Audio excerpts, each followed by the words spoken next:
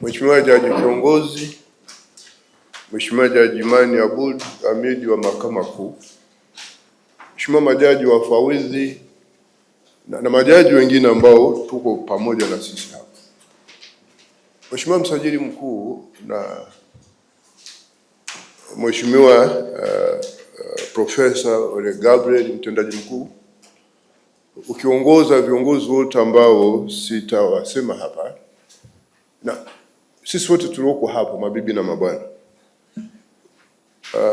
tunao kila sababu ya kumshukuru Mwenyezi Mungu kwa kutujalia uhai, na hata leo tuko hapa kuendelea na shughuli zetu. Lakini sasa kwenye mkutano huu wa viongozi wa mahakama katika ngazi ya kanda na watendaji tu hapa makao makuu, lakini natambua pia kwamba wengi wetu tumesafiri kutoka mbali. Wengine nimeona wakitoka Msoma, na Msoma ilipotajwa watu walicheka. Sijui kuna changamoto gani kule, hata sijui. Lakini natambua wengine wamesafiri na hata kwa short notice kama kutoka kule Kagera na Manyara na wengine Dar es Salaam. Sikutegemea kuwaona, maana walikuwa kama short notice. Lakini kubwa tu ni kwamba tumshukuru Mungu kwa rehema na fadhili zake. Sisi tulioko hapa makao makuu na wengine ambao umekuja mkiwa mmesafiri mkitumia vyombo mbalimbali ambavyo vina garantii ya usalama tu. Lakini tunamshukuru pia kwa kwamba anatupa fursa hii ya kufanya mkutano huu. Ni baada kama ya miezi 6 sasa nadhani, Mheshimiwa Jaji Kiongozi, tangu tulipofanya ule mkutano ule. Matumaini yangu ni kwamba yale tuliyokubaliana kwenda kuyatekeleza tumeyatekeleza, na kama hatukuyatekeleza kuna sababu za msingi ambazo tutapaswa wote tuzijue hapa na kuchukua hatua. Vinginevyo hatuwezi kuwa tunaweka maazimio. Na mimi nasema, siku ile nilisema kwa shida sana kwamba haya maazimio ya nini, kwa sababu majukumu yetu yamewekwa kwenye katiba, kwenye sheria. Sasa katiba au sheria unaitekeleza tu, unaiwekeaje maazimio? Vinginevyo tutataka kutoka katika utawala wa sheria, tunaanzisha utawala wa maazimio, kitu ambacho mimi siko tayari. Kwa hiyo nilisema kwa shida sana, sisi tuseme tu kwamba tutakuwa tunaita mikakati ya kushughulikia hizo changamoto ambazo zinajitokeza wakati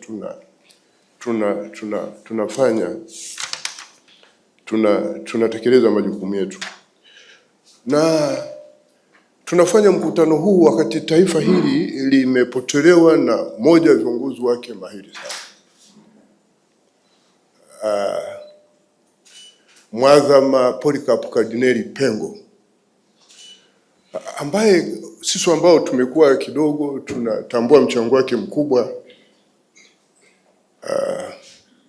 katika taifa hili, na wakati akitekeleza majukumu yake chini ya ibara ya 19 ya Katiba ya Jamhuri ya Muungano wa Tanzania. Alichangia sana kukuza na kuendeleza usalama wa jamii, amani katika jamii, maadili ya jamii na umoja wa kitaifa. Ninaomba niwaalike angalau tusimame hata kwa dakika moja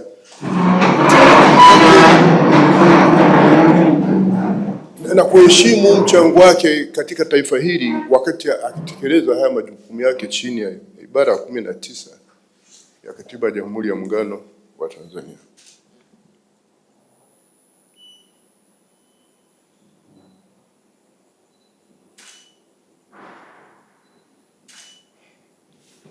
Asante.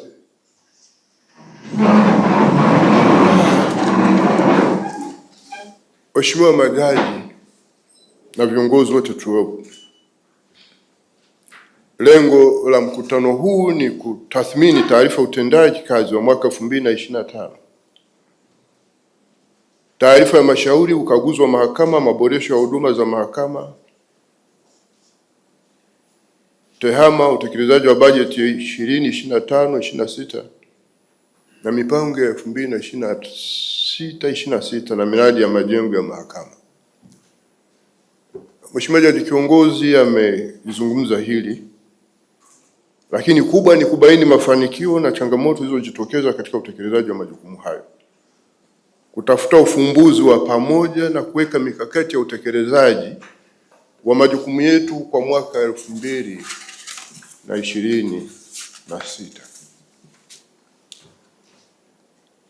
Mheshimiwa Kiongozi, umesema kitu hapa, yani tangu nimekuja hapa mimi siku zote naimba juu ya kujituma, proactivity. Na hili sio sharti langu kama nimelibuni, ni sharti la katiba, liko kwenye ibara 25 ya katiba.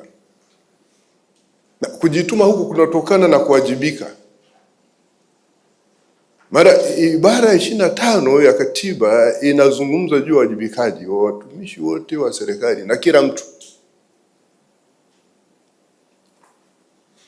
Katika hotuba yangu nikiongea na wasajili tarehe 22 Desemba nilizungumza kwamba hatuwezi kuishi kwa maelekezo. Hatuwezi kuishi kwa maelekezo. Sisi ni binadamu, tuna akili kuliko wanyama. Tunatambua wajibu wetu na tunapaswa kujua kwamba ili kama binadamu tuweze kuendelea kimwili, kiroho na kiakili, inapaswa tufanye nini na kuchukua hatua. Lakini zaidi kwamba sisi ni binadamu, tuna akili, sisi ni viongozi, tena viongozi wenye dhamana kubwa ambao tunapaswa tuigwe katika taifa hili. Hatuwezi sisi kuishi kwa maelekezo. Sasa maelekezo yataharibu mahusiano tulionayo. Kwa sababu maelekezo yana tabia kuwa na ufuatiliaji. Maana maelekezo yanakuja na sanctions. Hatutaki kuharibu mahusiano hayo. Kila mmoja awajibike ipasavyo. Kwa hiyo na hii akili ya kwamba tunazungumza hapa, watu wanaohusika kutekeleza hawatekelezi, wanasubiri kikao kingine, hatutakuwa na utamaduni wa aina hiyo. Mimi nimeshasema mahakama inapaswa iwe ya mfano. Mahakama ndio kimbilio ya kila mtu. Hata mimi nikifanya kosa, mkitaka kunishtaki, mtanileta tu hapa mahakamani. hapa mahakamani. Sisi wenyewe lazima tuwe mfano. Na mafanikio kama yote lazima yawe yamechangiwa na kila mmoja wetu, ana sehemu ya kutekeleza. Hayawezi kuwa ni kwa ajili ya msukumo kutoka kwa mtu mmoja. Kwa hivi ninapoungana na Mheshimiwa Jaji Kiongozi kurikapo hapo, ni hiko kitu ambacho wamekiona kama ni one of areas of improvement. Wakati akirecognize mchango wa Mheshimiwa Jaji Mugeta kwenye hili, mimi nadhani hiwe ni funzo kwetu sisi wote. Mimi maisha ya kuwajibishana sio tamaduni wangu mimi, kwa sababu mimi nataka watu waelewe, na ninyi viongozi ni watu wazima. Sisi kwa umri wetu kama huu sasa tunabaki ni viongozi, tunabaki kuwa walezi tu. Na wengine tumelea watu wengi, sasa naona ni viongozi katika taifa hili kila sehemu. Sasa yule ambaye atafikiri kwamba kwa kuwa kiongozi yeye ana impunity, nadhani atakuwa anakosea tu, ni kutokuelewa.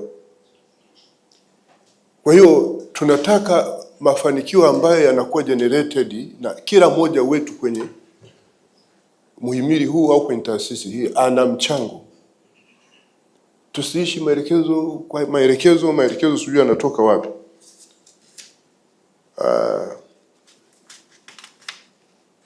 Tumewalika management kwenye mkutano huu. Pamoja na mengine tutataka watupatie kilicho tutekelezwa katika yale tuliyoazimia wakati ule. Na tutapata kwa sababu hao ndio wanaratibu na kutekeleza mikakati ya vikao vyetu.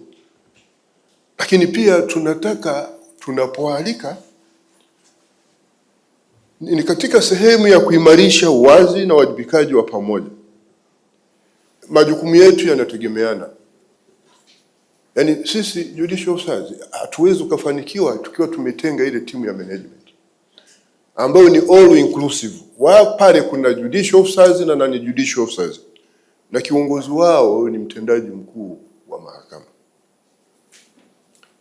Kwa hiyo tunapoalika hivi tunapata kuwa na wazi na uelewa pamoja kwamba kumbe haya ndio yanayopaswa kufanya na ndivyo tunafanya, na kama kuna sehemu ya kuchangia wote tunaenda pamoja. Hatuwezi kufanya vikao vya kujificha. Kwa hiyo ninakushukuru mtendaji mkuu kwa kuwa na sisi hata asubuhi hii, lakini nimeona pia na baadhi ya viongozi unaoongoza hapo, hata wa mahakama kuu nimeona pale na kila mtu aliyoko kwenye management. Ni kwa sababu hiyo pia hata hapa kwenye hii tutapokea baadhi ya taarifa ambazo zimefanywa na idara na baadhi ya idara hapa, na wale walioalikwa, kwa mfano watu wa mashauri. Nimeona Mheshimiwa Kamugisha pale, watu wa Judicial Delivery Unit, Mheshimiwa Jaji Rumisha. Ni kwa sababu tu ya kutaka kujua haya ambayo yalizungumzwa sana siku zile, yalizungumzwa sana siku zile ya mkutano ule, tumefikia hatua gani, na hizi changamoto zinazojitokeza, kwa mfano kwenye matumizi ya mfumo wetu ule, kwenye ule mfumo wetu tunachukua hatua gani kuzitatua. Na hapo ndipo tumuona umuhimu wa Mheshimiwa Kamugisha na mkurugenzi wa ICT ndugu Kalege. Kwa hiyo ninyi management, vikao hivi vinapokuwa vinaitishwa, mwe mnajipanga kuhudhuria, msisubiri kualikwa, kwa sababu sisi wenyewe sasa tunafanya kitu gani? Kazi yetu si kuhukumu na kusikiliza mashauri na kuyahukumu. Anayefacilitate hivi vitu ni nani? Anaenda kutekeleza vile vitu ambavyo tumekubaliana ni nani? Kwa hiyo hivi vikao lazima mwe mnahudhuria, japo kuwa sio lazima wote. Sasa vikao hivi vinatusaidia pia kufahamu kwa undani zaidi vipaumbele vya mahakama katika utekelezaji wa jukumu lake la kikatiba la utoaji haki.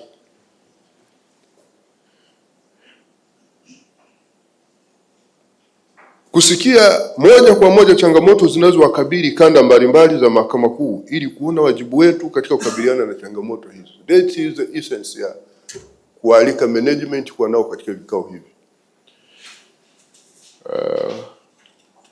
Lakini niwapongeze waheshimiwa majaji, mahakimu na watumishi wote kwa kutekeleza majukumu yenu, majukumu ambayo pia yametufanya tuweze kubaini mafanikio mbalimbali, na yale ubainifu wa mafanikio pia umetuwezesha kubaini changamoto mbalimbali. Na kama tulivyokwisha kusema, tutaangalia ile comprehensive report ya mwaka 2025. Na Jaji kiongozi amegusia kidogo mafanikio, lakini pia na changamoto. Lakini katika kikao hiki, kama mnavyofahamu, tutataka kusikia mlivyofanikiwa huko kwenye kanda na changamoto zinazowakabili, ili kwa pamoja tujadiliane na kupeana uzoefu jinsi ambavyo mmezitatua zile changamoto zilizokuwa zinawakabili au zinazowakabili huko, na mikakati mlioweka. Mkutano huu ni wa kubadilishana pia uzoefu wa utekelezaji wa majukumu yetu katika maeneo hayo kuhusiana na changamoto na mafanikio mbalimbali.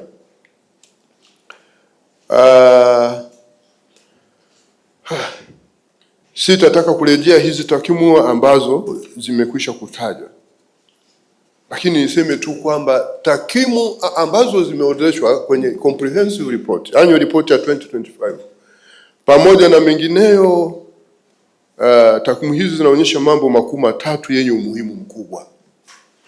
La kwanza, licha kuongezeka kwa idadi ya mashauri yanayopokelewa, jitihada zimefanyika ili kukabiliana na ongezeko hilo, na hili ni wapigie makofi.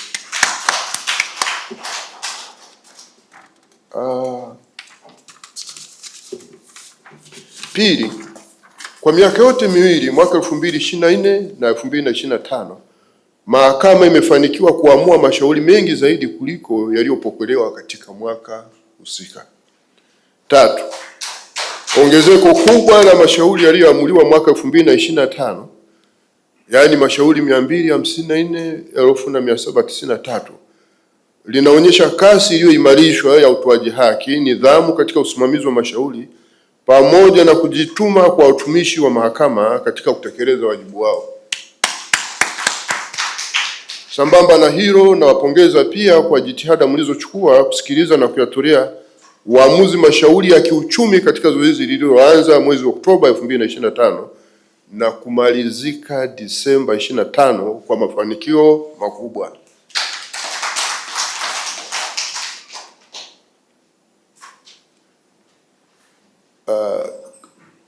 Mafanikio haya tulichukua tu hii sehemu ya utekelezaji wa mkakati, lakini ukienda kwenye hotuba yangu wakati wa Law Day yalijumuisha tulioanza kuanzia mwaka wa mahakama tarehe 3 Februari mwaka 2025 wakati ule. Na nimeona kwenye vyombo vya habari, asubuhi hii ndio nilikuwa naangalia magazeti pale nyumbani, nikaona jana kumbe vyombo vya habari vimeandika mambo makubwa kuhusu mahakama. Basi na mimi naungana hivyo vyombo vya habari kuwapongeza waheshimiwa wote na watumishi wote wa mahakama. Sitataka kurejea hizo figa, lakini yatosha tu kwamba kwetu sisi ni faraja kwamba hata jamii inatambua hayo.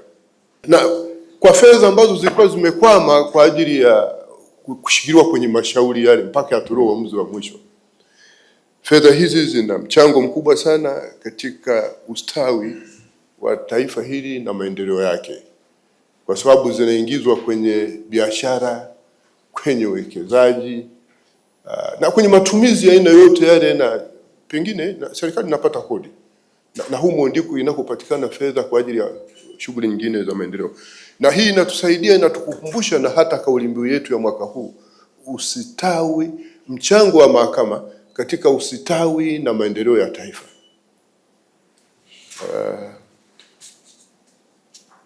Tuendelee na mikakati hii kuimarisha kuwa mahakama inatoa mchango wake katika kukuza uchumi kupitia jukumu lake la utoaji haki. Sio swala la kukuza uchumi tu, ni swala la ustawi wa wananchi na maendeleo ya taifa hili kwa mujibu wa ibara ya 8 ya katiba. Lakini kufanya hivyo pia ni kutekeleza kwa vitendo nguzo ya kwanza ya dira ya taifa ya maendeleo, ambao ni uchumi imara, jumuishi na shindani. Na wakati tunapotekeleza pia msingi mkuu wa ile dira na vipaumbele vyake 4. Leteni mapendekezo ya uboreshaji wa sheria na kanuni ambazo mbalimbali na kuzitumia ipasavyo katika kuharakisha jukumu la utoaji haki. Kama katika discharge wajibu wetu tunabaini kwamba zipo changamoto katika mfumo wa sheria au kanuni zetu, yale ya mfumo wa sheria mtatushirikisha tu, sisi tutaeskalate kwenye mamlaka zinazohusika na kutunga hizo sheria, tutawashirikisha wenzetu serikalini tufanye mabadiliko. Lakini yale ambayo yanaangukia kwenye mamlaka ya legislative powers za Chief Justice, sisi wengine tuna kamati hapa ya kanuni na inafanya kazi vizuri, na mimi wasisubiri wakae wote, najua na mambo mengi wenyewe tunamaliza tu hapa ili mradi ana hiyo wide consensus. Na wananisaidia sana wale, mtu mmoja hapa anaitwa Mheshimiwa Kimu, nadhani huyu ni mmoja wa hawa walioendelea, na Mheshimiwa Kamugisha naye nadhani mmoja wa haya walioendelea. Kwa hiyo Mungu aendelee kubariki watu hawa na kamati yao ile, wanatusaidia sana.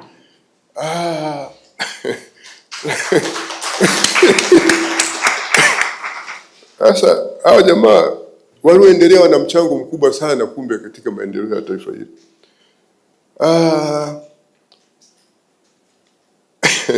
Tumetunga kanuni nyingi na ninyi wenyewe mnaziona, sitaki kuzirejea. Ni mwendelezo tu wa mamlaka ya Jaji Mkuu ya kutunga kanuni tangu tulipoanzisha ile sheria inaitwa the Judicature and Application of Laws Act. Kwa hiyo watangulizi wangu wote wametunga hizi kanuni na mimi ninaendeleza tu, lakini mimi siwezi kuamka tu na kuanza kutunga kanuni bila pia kuwashirikisha wengine, na mengine mapendekezo yanatoka kwenu. Ndio maana tunataka proactivity ile, kujituma. Tumieni kanuni hizi kusimamia na kutekeleza jukumu la utoaji haki mapema ipasavyo. Simamieni nidhamu za mahakimu na watumishi wengine wa mahakama. Endeleeni kusimamia kikamilifu nidhamu ya watumishi wote walioko chini yenu na hasa mahakimu. Jana juzi niliwaapisha wengine hapa wapatao 90 hivi. Nadhani nilikuwa mpole sana siku hiyo. Tunataka image ya mahakama unaiona, nilishasema siku moja, unaiona kwenye primary court, unaiona kwenye court of appeal. That is the interface ya mahakama na public. That is the interface between the judiciary and the public. Watu wanaiona mahakama mwanzo, wanaona kitu gani?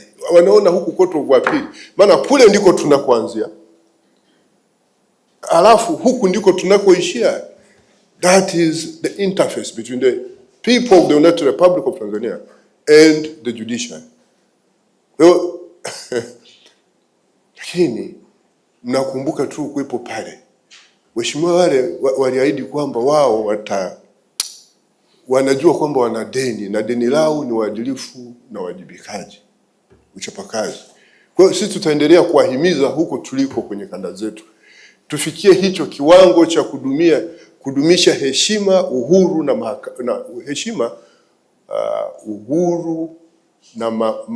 na mamlaka ya mahakama ambavyo vimelindwa kikatiba kwenye ibara ya 30, ibara ndogo ya pili D ya Katiba ya Jamhuri ya Muungano wa Tanzania.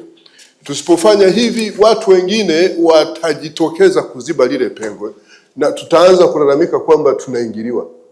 Na kweli watakuwa wakifanya hivyo, watakuwa wanatuingilia, lakini ni kama sisi tutakuwa tumekaribisha na kukondoni hiyo hali, kitu ambacho sisi hatutaki. Hatutaki kwa sababu ukisoma ibara 26 ya Katiba ya Jamhuri ya Muungano, hiyo ndio inayozungumzia utawala wa sheria. Kwa hiyo hili mlifanye kwa heshima, kwa nidhamu, kwa hekima na kwa nidhamu inayotakiwa, ili kuwalea hawa watakao wanaonekana kuna propensity za kukiuka maadili ya utumishi wa mahakama. Pale tutakapolazimika kuwajibisha, tutawajibisha, na pengine hata kwa kuwapeleka mahakamani, to be on a case by case basis, sio kwa namna yote unafanya hivyo. Alafu nilishasema kwenye mkutano wa mahakimu wasajili tarehe 22 Disemba mwaka 2025, kama kuna udhaifu kwenye mahakama za mwanzo au mahakama za wilaya, changamoto ipo kwa moja, wasajili. Lakini cha pili, mahakimu wafawidhi ngazi za wilaya hawajatekeleza wajibu wao kwa ufanisi ipasavyo. Pengine hawawakagui, au wanapokagua kuna patronage huko, kuna urafiki. Na nilikuwa namweleza msajili juzi, nilikuwa nafikiria kuna idara hapa inaitwa sijua ukaguzi na vitu gani, wanafanyaga vitu gani? Kwamba hii idara labda it is high time to you, kwa sababu when you have una mahakama kuu kila mkoa, una mahakama ya wilaya kila mkoa, una mahakama ya mkoa kila mkoa, hawa wanakuja kukagua vitu gani? Kwa nini wasifanye kile kitu wale waloko kule mikoani? Maana yake ni kwamba hawafanyi kazi tu. Sasa hivi huo utaratibu hizo idara ulikuwa na maana sana wakati ambapo mahakama haikuwepo kila sehemu. Lazima utume watu sasa kutoka makao makuu kwenda huko Msoma mnakocheka huko, kwenda sijui na Kigoma na Bukoba, nadhani hakukuwa na mahakama hayo maeneo. Lakini sasa tuna mahakama kuu pale Bukoba. Una mahakama ya nyingine wanaita hakimu mkazi hata waitaki. Alafu una mahakama ya wilaya. Na tumeweka mfumo, una jaji mfawizi pale down to earth. Unaanza pale chini mahakama kuu ya mkoa, unaenda mahakama ya mahakama kuu sio ya mkoa, ndeni unaenda mahakama hiyo ya mkoa kama itakuwepo, ya hakimu mkazi, ya mahakama ya wilaya. Hawa wanafanya nini? Hii mifumo mingine inatufanya hata tusiwajibike kutekeleza. Nasema nasubiri watu kutoka Dar es Salaam Watu wa Dar es Salaam nao, Dar es Salaam siku hizi Dodoma, nao wanataka posho. Nini, kwa nini hamjaenda posho? How can we mitigate this issue for allowances? Why can't we engage and deploy those persons around there? That is the judiciary at the level, particularly at that level, to do this successfully. That is a changamoto I have posed before you. It's just a challenge I have posed before you. You can consider it or not. Mimi nataka idara tulizonazo ziwe na maana, zifanye kazi.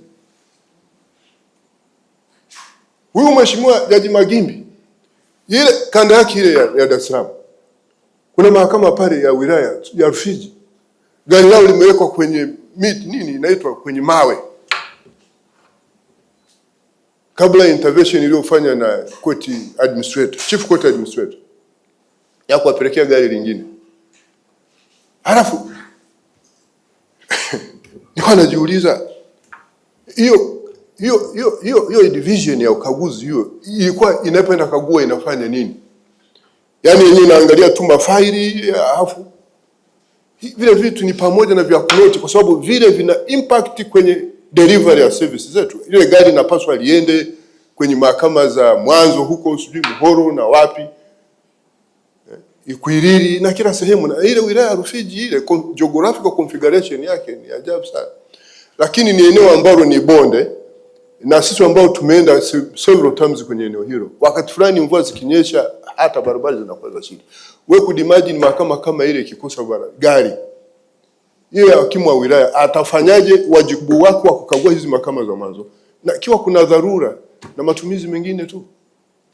Sasa ninyi watu wa idara yenu hiyo, kama mtabaki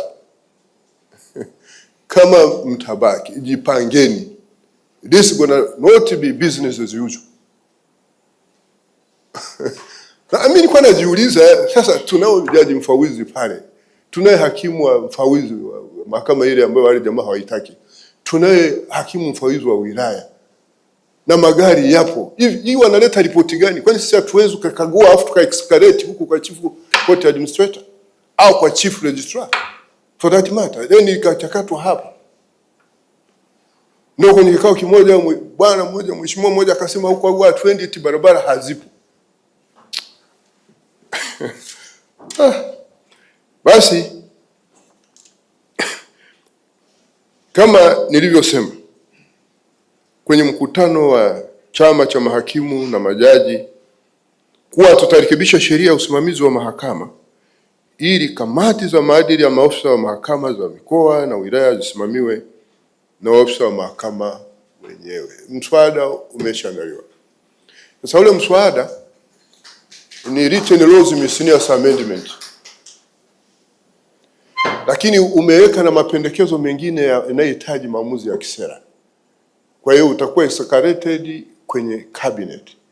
Juzi kwenye mkutano hapa, ilikuwa tarehe 23 ndio ya mwezi huu, naibu katibu mkuu Wizara ya Katiba na Sheria amesema wameshakamilisha, wanasubiri kuwasilisha kwenye cabinet secretariat ili uchakatwe, na sisi tumewashauri basi waupeleke under certificate of urgency ili maamuzi yapatikane mapema, kwa sababu nabeba mambo mengi kama nilivyosema siku ile, ili tusonge mbele.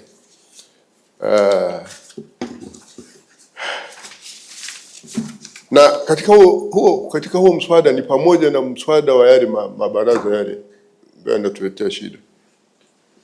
Na hii swala la nidhamu na usimamizi wa nidhamu na maadili yetu linahitaji ujasiri, uadilifu mkubwa na dhamira ya ndani ili kulisimamia. Hii mambo ya oga hii na nini sijui mnatoaga wapi?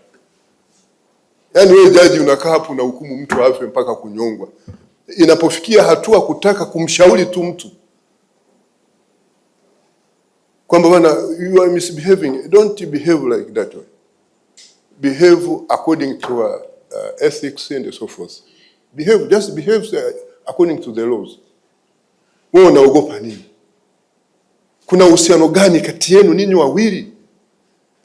Jaji, hakimu, msajili na vitu gani? What the relationship between you? So much that ushindwe hata kumwajibisha. Alafu wewe mwepesi wa kutamka adhabu ya kifo mpaka kufa kwa mtu mwingine, na kumhukumu miaka 25 jela na sijui na adhabu na hasa watu wanaotoka kule. Ninyi mnawafahamu, basi mwahurumie tu. Sasa inapofikia hatua yani hata kumshauri tu, kumuita kumshauri, sio kwamba sasa bwana tunakufukuza kazi, kwa sababu kuna utaratibu hata wa kujibishana. Nimesema several times kwamba sisi viongozi ni walezi, ni wazazi. Mimi sihitaji kujitangaza watu kwa kutambua kwamba mimi ni mlezi na wala mimi ni mzazi. Wengine wenu hapa msingekuepo hapa na miwani yenu kama sikuwa ni malea huko mlikokuwa. Mbona mnawacheka jamani hawa? Sasa ni kazi ya ulezi jamani, ni kuwafunda. Sometimes sio lazima utumie adhabu. Katika utumishi huu, nimekaa kwenye utumishi huu wa umma, naona ile mentoring ya muhimu sana. Namshukuru hata jaji mkuu aliyepita alitambua uwezo wangu wa kuwa mlezi, akaniteua kwenye ile kamati ya kuwa walezi wa viongozi wengine kuandaa, na muda mfupi sana wale jamaa wakawa wameteuliwa kuwa viongozi. Na wengine nawaonaga hapa wanavaa na miwani, siku hizo wananiangalia hivi kama wanijui. Sasa sisi viongozi jamani ni walezi. Tuishi tukiweka mahusiano mazuri na wale watu, ndipo tutakapoweza kuwamenta, kuwasaidia na kugundua madhaifu yao. Tusijitenge sana na hao watu tunaofanya nao kazi. Wewe utamjuaje kwamba huyu strengths zake ni zipi na weakness yake ni hipi kama hamjengi mahusiano ya karibu? Ndipo utakapojua tu. Kwa hiyo tuwalee hawa vijana kwa maana ya malezi bora ya kuwamenta kuwa kwenye maeneo ambayo wanavyopaswa waishi. Kuna mahakama moja kwao, mheshimiwa mmoja na mhifadhi kwa manufaa ya umma hapa, yani yeye alifikia hatua mahakama ya mwanzo mpaka anatunga muhtasari wake, anasikiliza mafaili ambayo haandiki hata rekodi, watu wanafungwa gerezani. Vitu vingine hivi, halafu wakubwa wao wako pale. Sasa lingine ambao ndugu zangu naomba kuwashirikisha, tusiposimamia eneo hili kwa umakini, hili eneo la maadili, mabadiliko tunayokusudia kuyafanya na mapendekezo yake yanaweza kutafasiriwa kuwa yalilenga kufichiana madhaifu yetu na si vinginevyo. Na Rais Samia juzi kwenye ule tarehe 2 mwezi wa pili alituelekeza wala hata tusitumie vibaya uhuru wetu wa mahakama kufichiana, kwa kichaka cha kufichiana uzembe na udhaifu na rushwa na vitu vya aina hiyo. That is it. na sisi lazima tuishi ukweli mahakamani. Mahakamani wewe utakuwaje jaji, hakimu ndani? You cannot afford kuwa mwongo. Kwa sababu wewe unaishi ukweli wa katiba na sheria za nchi. Alafu isitoshe tumekula viapo, Mungu atusaidie. Niwaambia mahakimu juzi kwamba sikilizeni, ninyi hamkuapa kwangu. Ninyi mlikuwa mnaapa mbele ya Mungu ambaye haonekani pale lakini yupo anawashuhudia. Na hamkusema kwamba Mheshimiwa Jaji Mkuu tusaidie. Mlisema kila hii hapa alisema Mwenyezi Mungu nisaidie. Tusimfanye Mungu, na hatupaswi kumchukulia Mungu kuwa poa. Ni wewe kumsikiliza na kumwona mtendaji mkuu huyu Profesa Ole Gabriel akifundisha kanisani. Kule kanisani kwao kuna amri ya pili inatoka kwenye kile kitabu cha Kutoka sura 20. Inaeleza zile amri za Mwenyezi Mungu.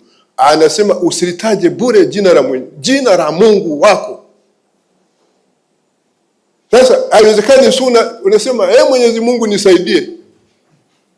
Yaani tumefanya Mungu kuwa poa. Tunamchukulia poa. Yaani sijui vitu vya wapi hivi. Tusimchukulie Mungu poa. Uwezo ukainvoke jina lake, alafu baada hapa ikawa business as usual. You are courting disaster and a curse on yourself and your posterity. Mheshimiwa Salma, nimekuwa mkali sana au namna gani? But that is the case. Kwa sababu Mungu alishasema usitaje bure jina Bwana Mungu wako. Kuna watu wa Msoma wale, sitasema mambo yao. Kuna wengine wanamwabudu yule nyoka anaitwa chatu. Kama wako hapa wanajitambua, ndio Mungu wao. Huko Msoma huko. Yaani wanawake wakikutana na yule nyoka, na hasa kama wananyonyesha au ni wajawazito, akirudi nyumbani hawezi kusema kwamba nimekutana na nyoka anaitwa chatu. Atasema naona Dr. Mtuli anafahamu. Atasema nimekutana na lapolini. Ile lugha ya jamaa anasema sitasema, nadhani hiyo lugha sifahamu vizuri. Sasa yani hata kujitamka tu ile nyoka yule hatamki jina lake. Kumbe nadhani huyu Mheshimiwa Mtulia tumpigie makofi, kwa maana kwamba kumbe akikaa kule anaelewaga na mila na desturi za watu. Waheshimiwa, sisi ni viongozi na washauri, tunapenda kutumika maeneo mbalimbali. Tunaotumika Iringa, tunaotumika Msoma, tunaotumika Mtwara, Tanga, Mbeya, hata Kigoma na Kigoma. Tujitahidi kuelewa mila na desturi za watu wale. Ndio tunavyojenga mahusiano, na wakoloni walikuwa wazuri sana kwenye hilo. Wale majaji hata walipokuwa wanatoa hukumu walikuwa wametafakari hawa watu katika jamii hii wanafikiria vitu gani. Lakini ukienda pale sasa unasema tu mimi jamaa Msoma akili zao sio nzuri, unajifungia tu pale ofisini. Sasa nimewaletea mfano huu wa jamaa ambao mimi nahifadhi kwa manufaa ya umma. Ili muone kwamba vile viapo vyetu vile tuviishi na kuvisimamia kwa dhati. Mwenyezi Mungu nisaidie. Tena umeshikilia. Halafu inapofikia hatua ya kuhimizana uadilifu tunapotekeleza majukumu yetu, unaogopa. Halafu kwenye kile kiapo ulisema utatekeleza majukumu yako kwa kuzingatia katiba na sheria za nchi, mila na desturi za Jamhuri ya Muungano, bila upendeleo, huba wala chuki. Halafu unapotakiwa kusimamia yale na kuwashauri tu unakuwa mwoga. Sasa hiyo ndugu zangu, naombeni sana tusifanye hivyo. Na hata kwenye hotuba yangu hii ninachokifanya mimi ninawafunda tu. Nawafunda wale watakaoyazingatia haya ninayoyasema, Mungu ataendelea kuwabariki sana. Lakini mambo ya kuendekeza hivi vitendo naogopa kabisa. Hata kuna nini nasema hivi, mnajua madhara ya rushwa na ukiukaji wa maadili kwetu sisi, yani heshima mnayoona hii ni kama tutaishi viapo vyetu na kuvitekeleza kwa mujibu wa katiba na sheria za nchi, ndio mahakama hii itaendelea kuheshimika, uhuru wake utaendelea kuheshimika, na mamlaka yake yataendelea kuheshimika. Yani kama tuta digress kutoka kwenye hiyo, tutabaki tu kuitwa waheshimiwa na makoti haya tunavaa kama hivi. Mimi siku hizi naona hata baada ya kuja kunavaa na suti. Sasa lakini jamaa akiniangalia sema huyu mzee nadhani anazeeka vibaya. Sasa yani ile heshima statutory haitatusaidia. I can assure you this statutory heshima haitatusaidia. Heshima ni ile ambayo inakuja spontaneously kwa sababu watu wana appreciate huduma yetu. Na ibara 25 imeeleza vizuri ya katiba. Kazi ndio kipimo cha utu. Mungu awabariki sana. Lakini lingine ambalo ningeomba kuwashirikisha ni kwamba tuna mpango huu wa kujenga mahakama za mwanzo nchi nzima. Na mnaona Rais alisharidhia tangu alipokuja hapa tarehe 5 mwezi wa 4 mwaka 2025 alilisema, na akatoa maelekezo tushirikiane na TAMISEMI kujenga hizi mahakama. Alipokuja kuzindua kwenye mkutano wetu, alipokuwa mgeni rasmi tarehe 13 Januari mwaka huu, alielekeza hizo mahakama zijengwe kwa utaratibu ule kama uliotumika kujenga miradi mingine kama kwenye sekta afya, elimu, maji, so much successfully. Na akasema, akatoa maelekezo kwamba mwaka huu wa fedha zinatengwa fedha kwa ajili ya ujenzi huu wa mradi. Mimi nilisema wakati ule na narudia, lazima tushirikiane nao. Sisi wakijenga wao itakuwa hands off but eyes on, kwa sababu sisi ndio beneficiary. Tutawapa ramani zile, hatutawaachia tu hivi hivi, kwa sababu sisi ile ni kwa manufaa yetu, na ni mahakama zile na nyumba za mahakimu. Sasa ombi langu kwenu au ushauri wangu kwenu ni kwamba fuatilieni upatikanaji wa viwanja vya ujenzi wa mahakama za mwanzo na nyumba za mahakama. Nilipozungumza na wasajili tarehe 22 Disemba mwaka 2025 nilisema hili, sijui wamefikia hatua gani, pengine tutapata taarifa yao. Na nilisema judicial officers wale wasajili wale kule hawezi kusema tu hili sijui ni la mtendaji, si mnaishi ninyi, ni ndugu, ni mapacha. After all beneficiary mkubwa sana ni wewe hakimu na judicial officer. Kwa hiyo fuatiliani. Ni swala la mlikuwa na mahusiano mazuri tu pale ofisini kwenu, mnakumbushana hivi viwanja vipatikane. Na kuna hiyo goodwill sasa ya Mheshimiwa Rais, tutumie hii nafasi vizuri, tupate hivi viwanja, mahakama zijengwe, ndipo tutakapoweza kusimamia kwa ufanisi ipasavyo majukumu yetu ya utoaji haki kama yalivyo kwenye katiba na sheria mbalimbali.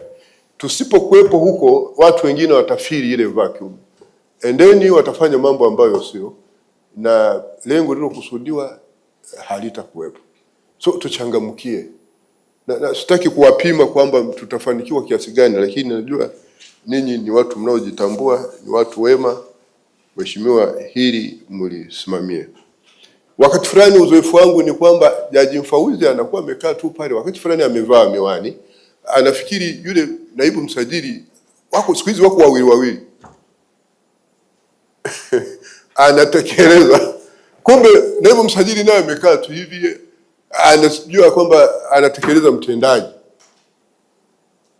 naye amekaa hivi tu, anafikiri kwamba anatekeleza yule sijui kwenye hiyo usiwa na mtu anaitwa sijui afisa utumishi, sijui afisa tawala. Yaani nchi ina vyeo vingi.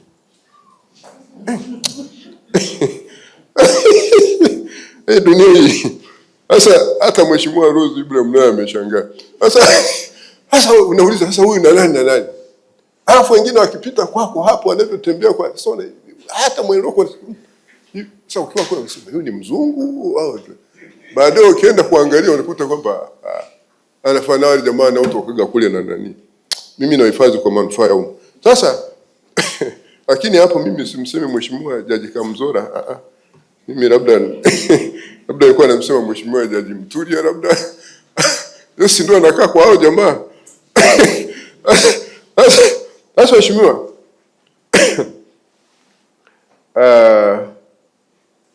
kila mmoja wetu awe sehemu ya mkakati huu kwa upatikanaji wa vile viwanja. Tutataka viwanja vikubwa, tusema at least not less than 2 acres size.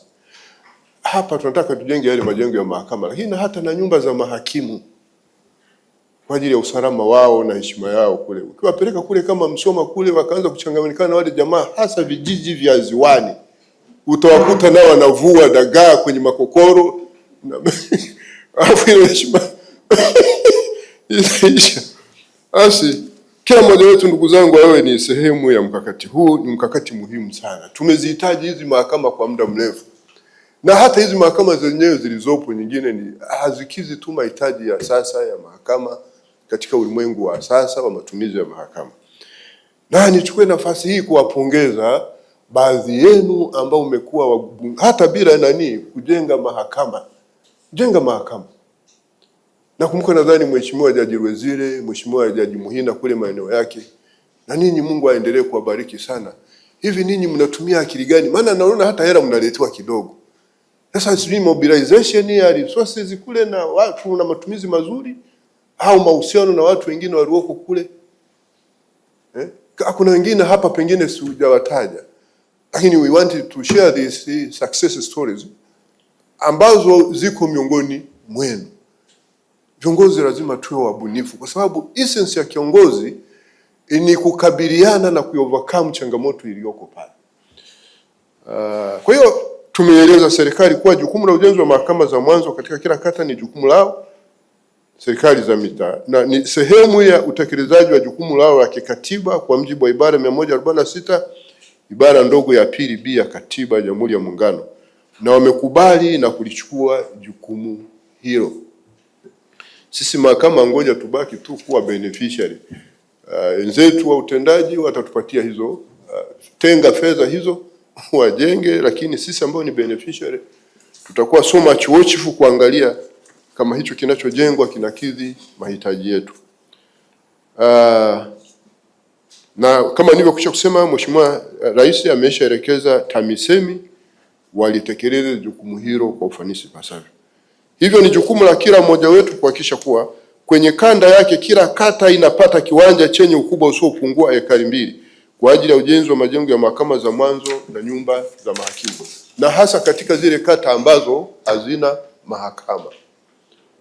Tunatekeleza tu ile nguzo sijui ngapi, taking our services close to the people. That is na ile nyingine citizen centric services. That is it. Na hii yote inakuja kukamilisha kwenye timely delivery of justice for all. Watu wasiende mbali sana. Migogoro inaongezeka katika jamii. Mfumo ulioko socio economic political relations uliopo ni mfumo unao breed migogoro katika jamii.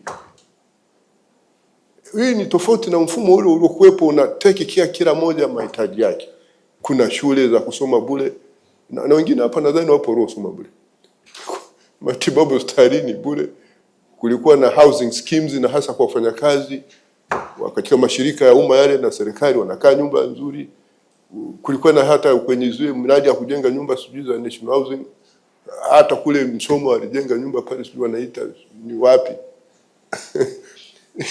Nyingine ndogo ndogo hivi, lakini at least everybody was being taken care of. But now katika mfumo huu wa kibepari migogoro itaongezeka kwa sababu biashara ina strive kwa biashara inazaa migogoro. Then kuna uhalifu nao ndao unaona matapeli na wezi na kadhalika.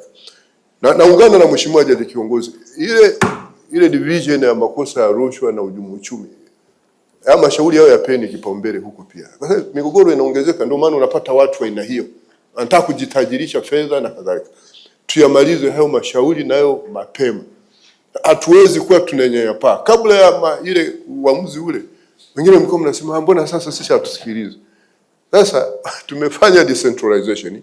Kila jaji ana uwezo na sifa za kusikiliza ile mashauri, yasikilizeni yaishi.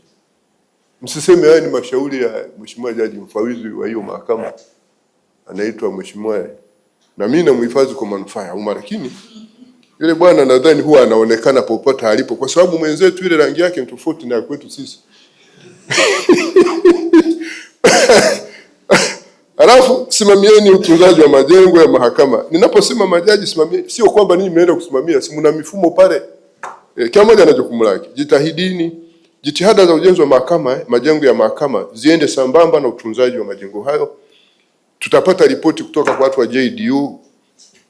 Alafu Mheshimiwa Rais alipozindua jengo la makao makuu ya mahakama alielekeza tutunze majengo ya mahakama. Haisaidii chochote eti unajenga halafu ulitunzi. Jengo zuri kama hili lazima uliweke utaratibu wa kulitunza. Halafu mimi namshukuru mtendaji mkuu amekuwa mbunifu. Nadhani kuna issue ya kumitigate gharama hapa. Naona kama sijui ana install huko mambo ya solar panels, lakini amekuwa mbunifu. Mahakama hizi zinazojengwa sasa, hizi IJCs kule, mahakama kuu zile, nadhani hata mahakama za mwanzo na somewhere hata za wilaya, ninaona wanapeleka huduma ya maji ya visima. Sasa ile pia licha kwamba tuna mitigate uhaba wa maji kama maji ya serikali yamekatika, inatusaidia kuimarisha usalama, maana vile vyoo zile washroom kusipokuwepo na maji ni shida. Lakini anatusaidia pia kubana matumizi ya gharama za utility za kulipia yale maji. Na maji yakiwepo yanaweza kuwasaidia watu hata wakapiga wakamopu na kufanya vitu kama hivyo na nini. Kwa hiyo mtendaji mkuu, nakushukuru kwa ubunifu huo. Sehemu nyingine tunaweza kufanya hivyo pia. Mimi nimefurahi sana kwa kweli. Alafu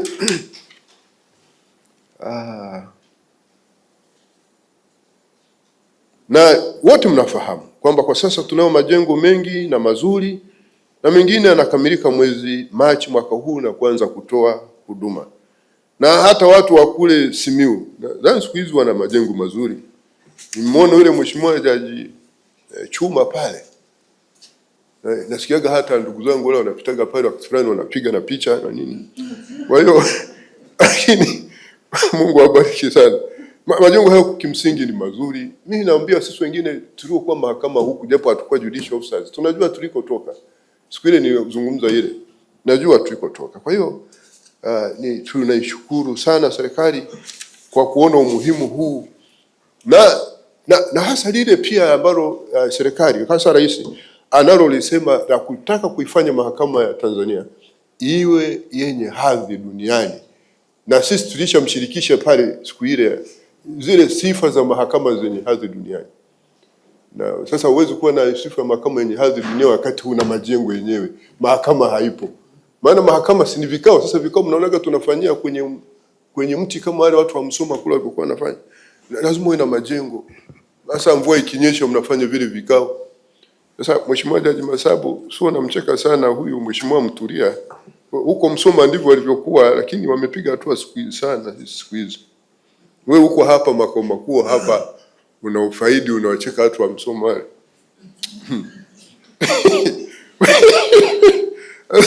Sasa leo tunashukuru sana serikali kwa kuchukua hatua hii, na sisi let us capitalize on this goodwill ya serikali. By the time basi tutakuwa tumepiga hatua kabisa.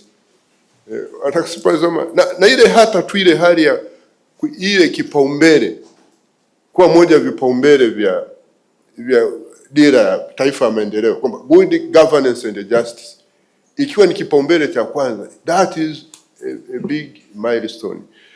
We have got to appreciate this. It's very important. Ni kushukuru ni jambo jema na kutambua ni jambo jema, juhudi njema zinazofanya.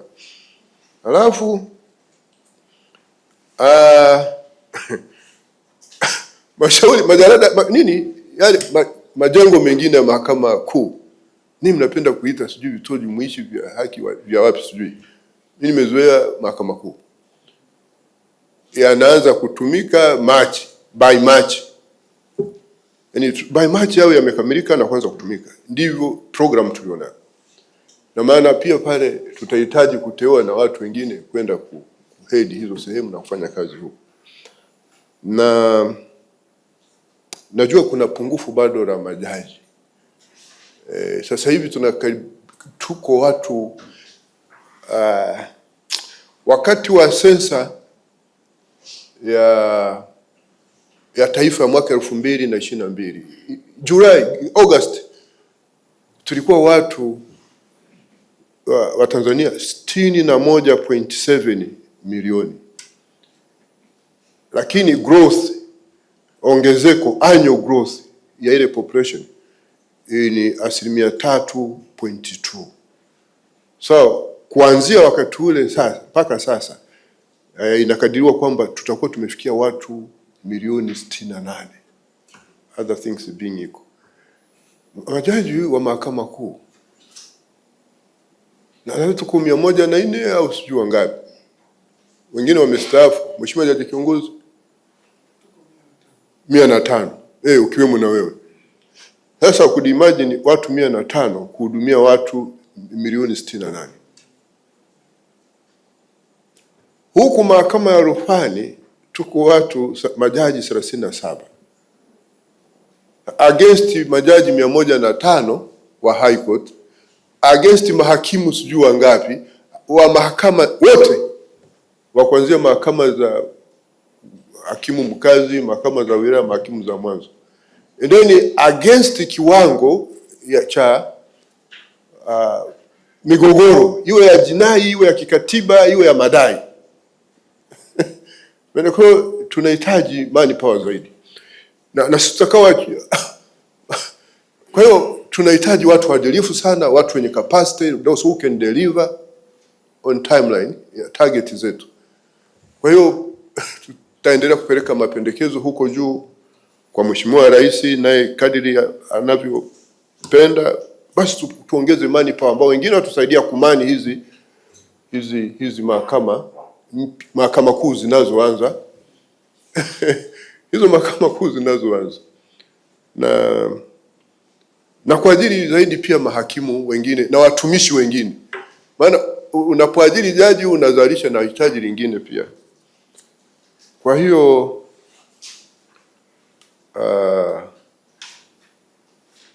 na tunashukuru serikali kwa hatua ambazo wamekuwa wakichukua za kufanya hizi appointment. Rais katika awamu tofauti za kuwepo kwa serikali ya Jamhuri ya Muungano wamekuwa wanateua majaji na kuajiri mahakimu, na hata juzi ndio tumeapisha wale wengine 90 wale mahakimu. Kwa hiyo tunashukuru serikali kwa hatua hiyo. Lakini naomba pia tutoe kipaumbele kwa kuwa na mipango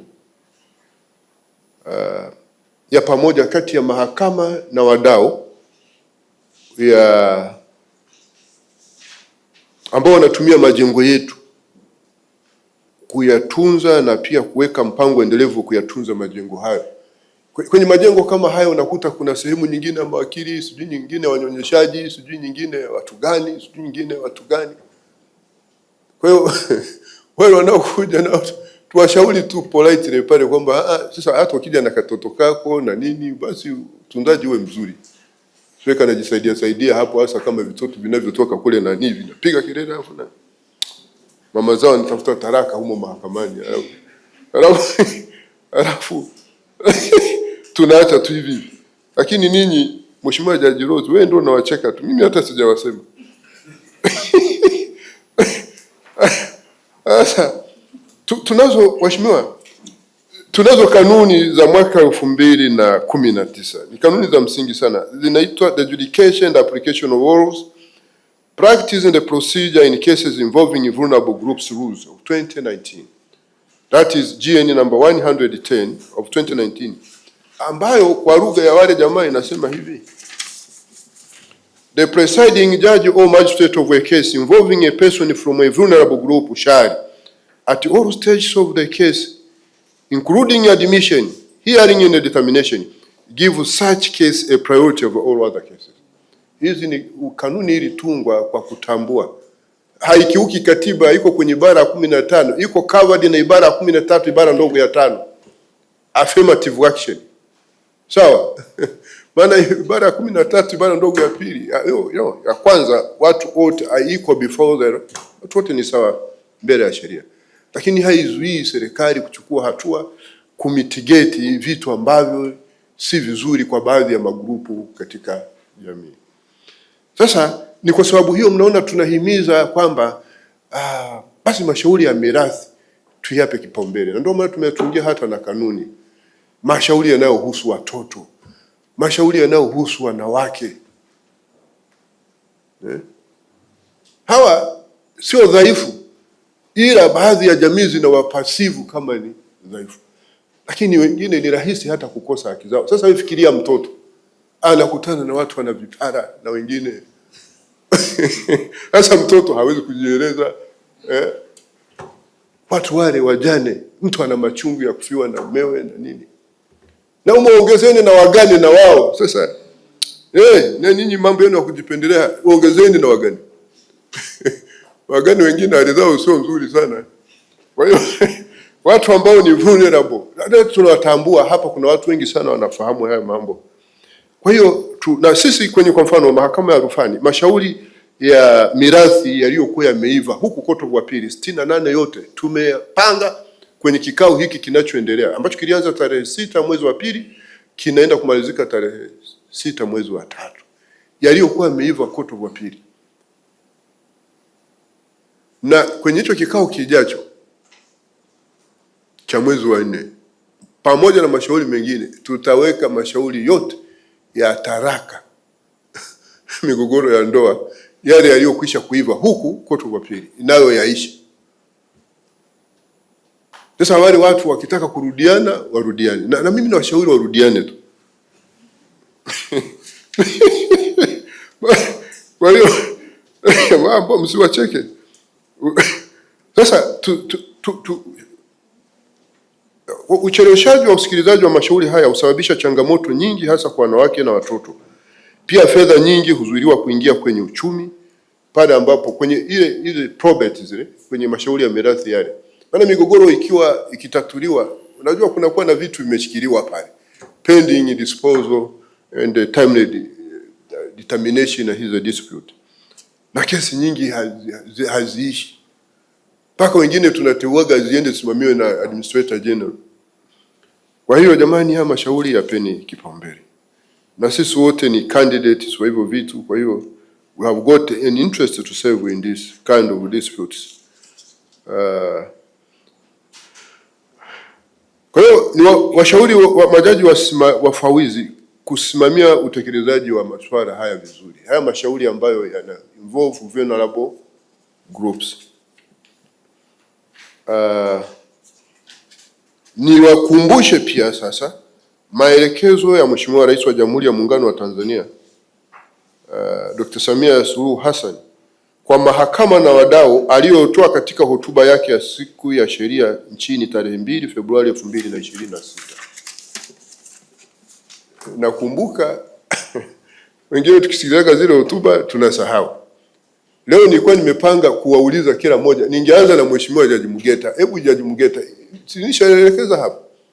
Mwe mnaangalia zile wakubwa wanasema nini.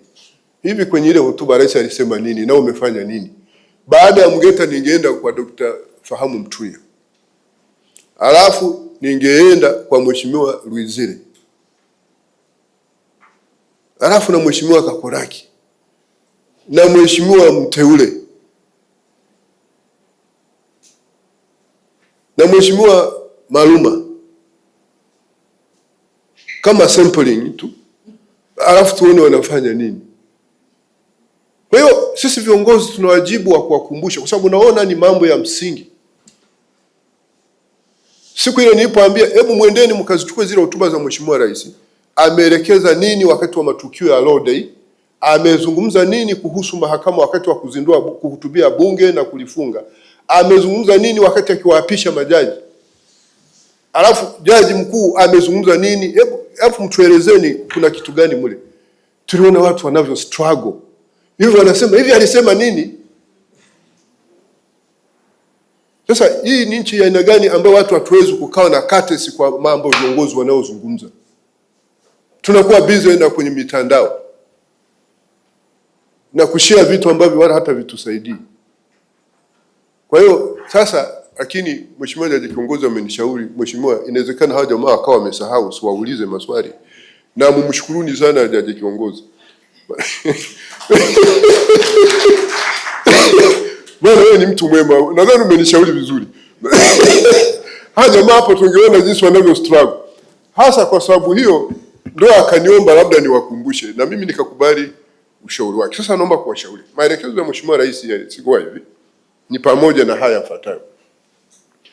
Moja, kutoa haki kwa kuzingatia masharti yaliyoainishwa kwenye ibara ya 107 capital A sub article 2 A mpaka E na ibara ya 107 capital B ya Katiba ya Jamhuri ya Muungano wa Tanzania. Mbili, kuheshimu na kulinda uhuru wa mahakama bila kutumia vibaya, kutotumia uhuru huo kama kichaka cha kuficha uzembe na vitendo visivyo vya haki. Tatu, kutenda kwa uadilifu na uwazi. Nne, kusimamia kikamilifu miradi ya ujenzi ili ikamilike kama ilivyopangwa na kuhakikisha thamani ya fedha inaonekana. Tano, kuendelea na mkakati wa kukamilisha zoezi la ugatuzi wa shughuli za mahakama ya rufani.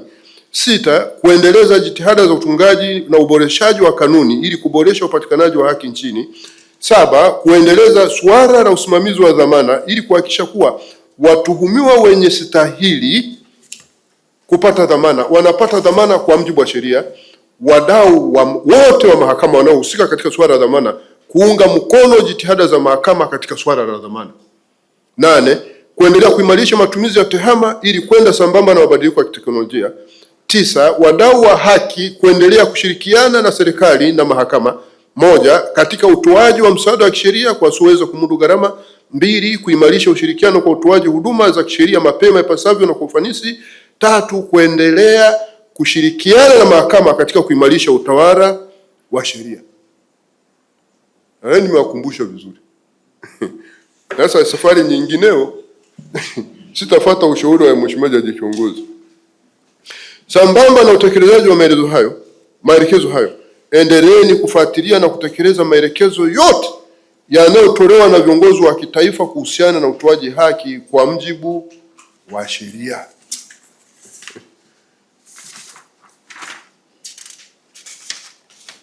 Tekelezeni na kusimamia mikakati ya mkutano wa wadau wa tathmini kuhusu mikakati ya kushughulikia mashauri ya kodi, biashara, mabenki, ardhi na ushindani wa kibiashara, na pia mikakati ya mkutano wa mahakama na wadau kuhusu ushirikiano na mahusiano katika utekelezaji wa majukumu ya utoaji haki mahakamani.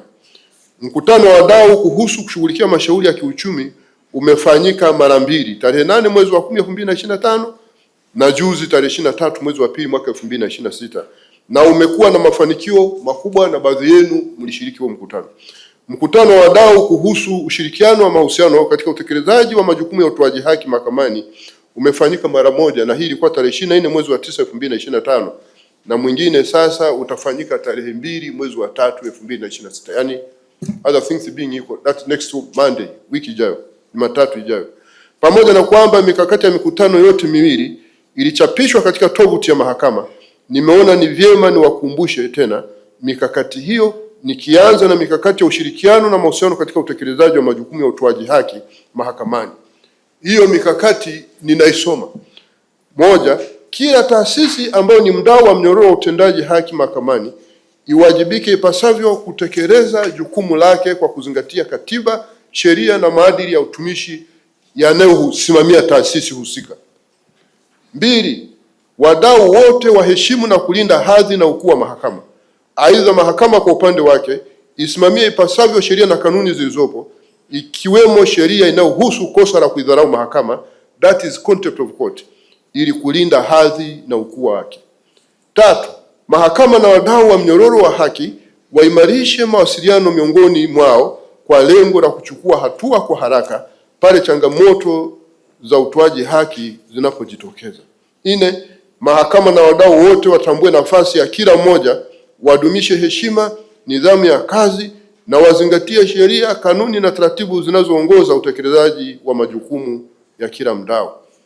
Nne, kila taasisi ambayo ni mdau wa mnyororo wa haki imarisha ufuatiliaji wa mashauri na wajibikaji kwa kutoa taarifa sahihi za mara kwa mara kuhusu utekelezaji wa mikakati hii na kutumia mifumo inayosomana ili kuimarisha mawasiliano.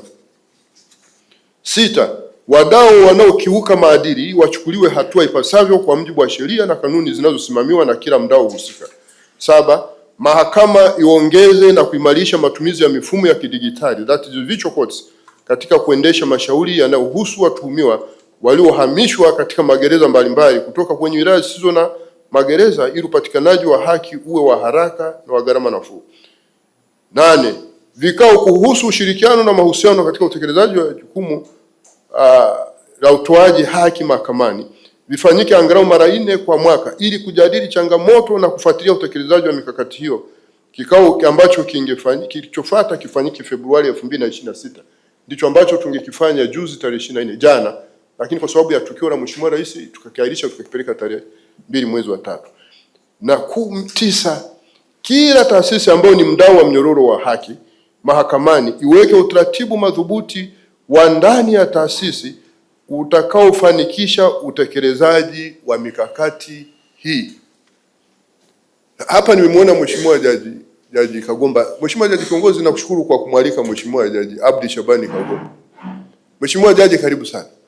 Nadhani umefanya vizuri kwa sababu wakati wa mkakati huu nadhani yeye ndo aliyekuwa kaimu jaji kiongozi. Kwa hiyo alitusaidia vizuri sana. Mheshimiwa, na wewe uone haya.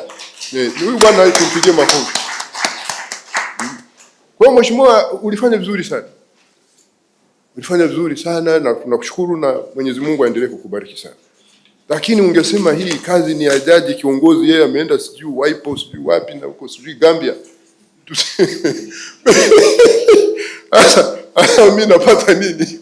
Au ungesema hii ni ya jaji nani? Jaji mkuu. Mimi bwana hata cheo sina hapa sasa. hata ufawidhi hajanipa, lakini wewe una roho nzuri na Mwenyezi Mungu ataenda kukubariki sana. Jamani, hivi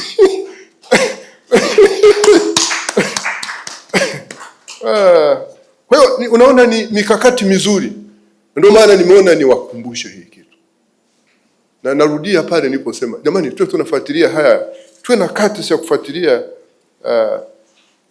hayo wanayosema viongozi.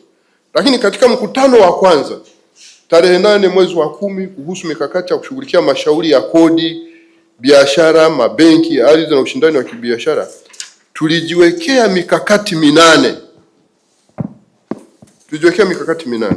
Aidha, tarehe 23 mwezi wa 2, yani juzi 2026, tulifanya mkutano wa tathmini ya utekelezaji wa mikakati hiyo, na tumeendelea kuiboresha na kuongeza mkakati moja na kuasili mikakati mingine 8 ya awali, kufanya idadi ya sasa kuwa mikakati 9 ya kushughulikia mashauri ya kodi, biashara, mabenki, ardhi, ushindani na kibiashara. Mikakati hiyo ni: moja, ushirikiano unaotolewa katika usikilizwaji wa mashauri ya ardhi, biashara, mabenki na ushindani wa kibiashara utolewe pia katika utekelezaji wa hukumu, yani execution. Pili, mahakama na wadau wa mnyororo wa haki waimarishe mawasiliano na mahusiano miongoni mwao kwa lengo la kuchukua hatua za haraka pale changamoto zinazowasili upatikanaji haki mapema zinapojitokeza. Tatu, wadau wa mnyororo wa haki wapatiwe elimu kuhusu sheria, kanuni na taratibu zinazoratibu uendeshaji wa mashauri ya ardhi, biashara, ushindani wa biashara, kodi na mabenki na uwekezaji ili kupata uelewa wa pamoja. 4, kila taasisi ambayo ni mdau wa mnyororo wa haki mahakamani iwajibike ipasavyo kutekeleza jukumu lake kwa kuzingatia katiba, sheria na maadili ya utumishi wa taasisi husika. 5, wadau wote wa mahakama wenye mashauri mbele ya mahakama wanapaswa kuhudhuria na kuyaendesha mashauri yao kikamilifu ili kuwezesha upatikanaji wa haki mapema ipasavyo. Mahakama haitakuwa tayari kuahirisha shauri isipokuwa kama kutakuwa na sababu za msingi kufanya hivyo. 6, kila taasisi ambayo ni mdau wa mnyororo wa haki iimarisha ufuatiliaji wa mashauri na wajibikaji kwa kutoa taarifa sahihi na za mara kwa mara kuhusu utekelezaji wa mikakati tuliojiwekea na kutumia mifumo inayosomana ili kuimarisha mawasiliano na mahusiano. 7, pale inapowezekana wadau wote wa mnyororo wa haki watumie njia ya usuluhishi kutatua migogoro ambayo kwa mazingira na sifa yake inafaa kumalizika kwa njia ya usuluhishi. 8, kila taasisi ambayo ni mdau wa mnyororo wa haki mahakamani iweke utaratibu mahususi wa ndani ya taasisi utakaofanikisha utekelezaji wa mikakati tunayojiwekea. Na 9, vikao kuhusu mikakati na hatua zinazochukuliwa na Mahakama ya Tanzania kushughulikia mashauri ya kodi, biashara, benki, ardhi na ushindani wa kibiashara vifanyike kila baada ya miezi 4 kwa mwaka ili kupima ufanisi wa utekelezaji wa mikakati tuliojiwekea. Na nichukue nafasi hii pia kumshukuru Mheshimiwa Jaji Kiongozi kwa kumwalika Mheshimiwa Jaji Abudu Imani wakati wa kikao hiki cha mashauri haya kiuchumi, haya ya kibiashara ambao tumesema. Yeye ndio alikuwa anakaimu hii nafasi ya Jaji Kiongozi. Kwa hiyo Mheshimiwa, tunakushukuru sana kwa jinsi ulivyofanya kazi ile vizuri, nawe Mwenyezi Mungu aendelee kukubariki sana. Na wewe kama alivyo Mheshimiwa Jaji Kagomba, na wewe sio mchoyo. Ungeweza kusema sasa Jaji Kiongozi ngoje ni mwache tu na yenyewe itamwangukia huko. Lakini basi mimi ningekamata yote yule, ningeweza hata kumuita Mheshimiwa Jaji Mtuli aje awe kaimu Jaji Kiongozi hapa kusudi mambo yangu yaende. Na Mtuli anasikia ameshachoka sana kukaa kwa wale jamaa. Kwa hiyo sasa jamani, utumishi wa umma ndivyo hivi. Ndivyo tunavyopaswa kufanya kazi. Hivi vyo ni dhamana tu. Na wala hata sio vya kwetu. Leo ni huyu, kesho ni yule. Tunapaswa tuishi maisha ya upendo, umoja, udugu na mshikamano. Na hata ukikaimu, mimi zamani nikikaimu ndipo nilikuwa naonekana. Anakuona unasema jamaa kumbe akili yake ni nzuri. Kwa hiyo nadhani tuwapigie makofi hao jamaa. Alafu na tumpigie makofi na Mheshimiwa Jaji Kiongozi kwa utayari wake wa kukaimisha wenzake. Maana wengine wangeweza kusema maana siku hizi huyu mwenzetu ni mtaalamu sana wa IT, ni wani wa udose survey to the IT gadgets and so forth. Basi angeweza kusema mimi nikiwa Gambia au nikiwa Geneva. Geneva ndiko kuna wipo basi nitakuwa nafanya kimtandao, lakini anasema hii sio akili nzuri. Akili nzuri ni kushirikiana utekelezaji wa majukumu haya ya umma. Kwa hiyo Mheshimiwa Jaji Kiongozi, naye Mungu aendelee kukubariki sana. Na huu ni mfano kwetu sisi wote. Sasa majaji wafawidhi pamoja na kanda zenu kwa ujumla ni wahusika na wadau wakubwa katika utekelezaji wa mikakati ya mikutano hiyo, hivyo itekelezeni na kuisimamia kikamilifu. Aidha, utekelezaji wa mikakati hii usiishie kwenye maandishi au vikao pekee, bali uonekane kwa vitendo katika uendeshaji wa mashauri, usimamizi wa mwenendo wa kesi na utoaji wa haki mapema ipasavyo. Vile pale changamoto za utekelezaji zitakapojitokeza, zichukuliwe kama fursa ya maboresho ya pamoja, si kutupiana lawama. Lengo liwe ni kuimarisha mshikamano wa wadau na kujenga imani ya umma kwa mahakama. Mafanikio ya mikakati hii itapimwa kwa kupungua kwa mashauri yanayochukua muda mrefu, kuimarika kwa nidhamu ya wadau na kuongezeka kwa ufanisi na uwazi katika utoaji haki mapema ipasavyo. Na hapa niseme tu kwamba Mheshimiwa Jaji Mliambina, nimeteki noti mashauri yote yaliyoko mahakama ya rufaa yatakayokuwa yameiva,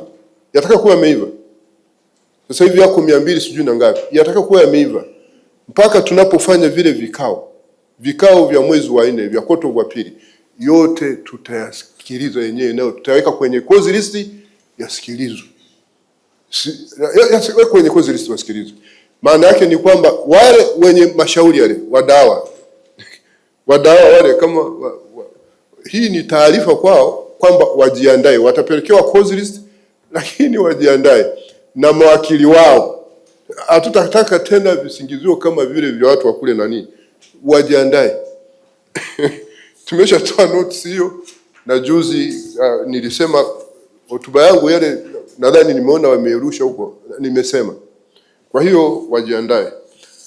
Halafu tujenge utamaduni wa kushughulikia changamoto mara zinapojitokeza, na zile ambazo ziko nje ya uwezo wetu kule kwenye level, just escalate them to the headquarters, whether to the chief justice, the principal judge, chief registrar. Ni ya utendaji kwa mtendaji mkuu, that is fine, but huwezi kukaa tu pale yamekushinda afu ukawa unanung'unika tu na kuna kipara hivi na nini, mwishowe unaweza ukatengeneza majeraha hapo ukawa na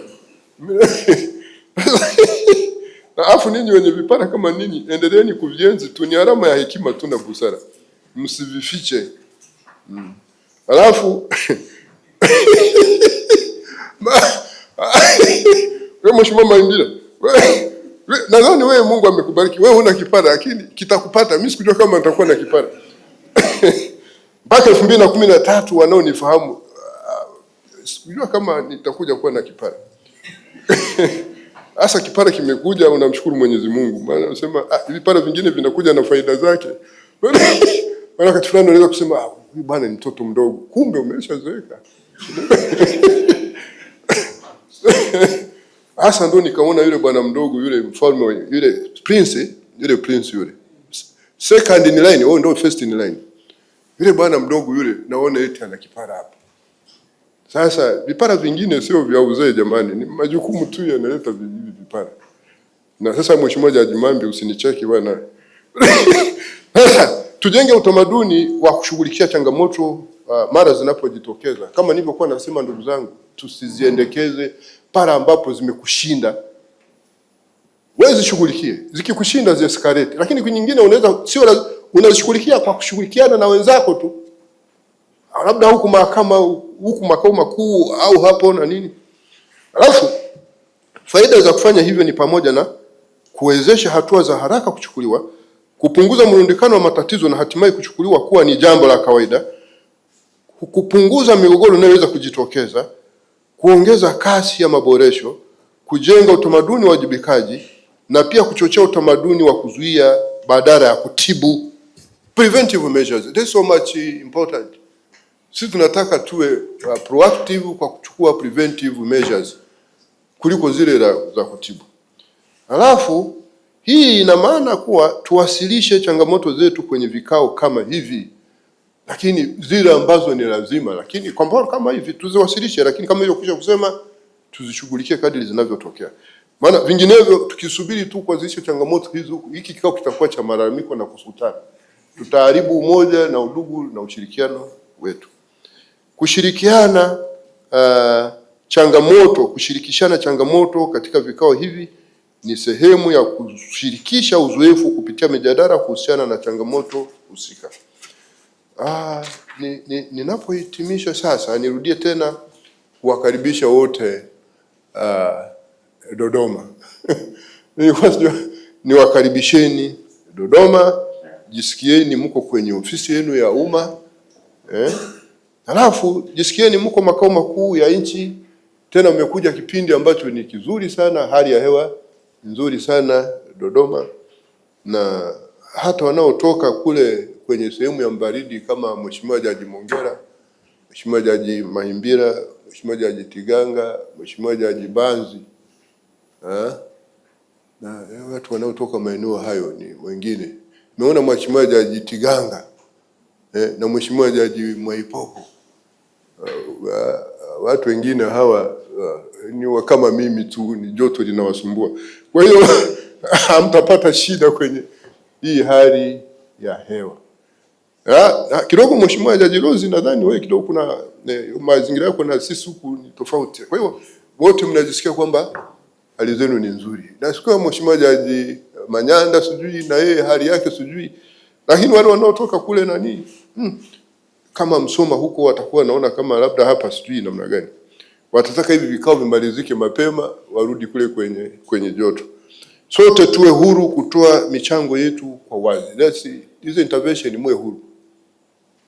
Mwe huru ndio tunatafuta hapa. Tutashare mafanikio, tutashare na zile changamoto. Zile mikakati ambayo tumezideploy kuwakamu hizi changamoto. Na sisi wengine ambao tulikuwa tutasaidiana, sio mkutano wa kuwajibishana.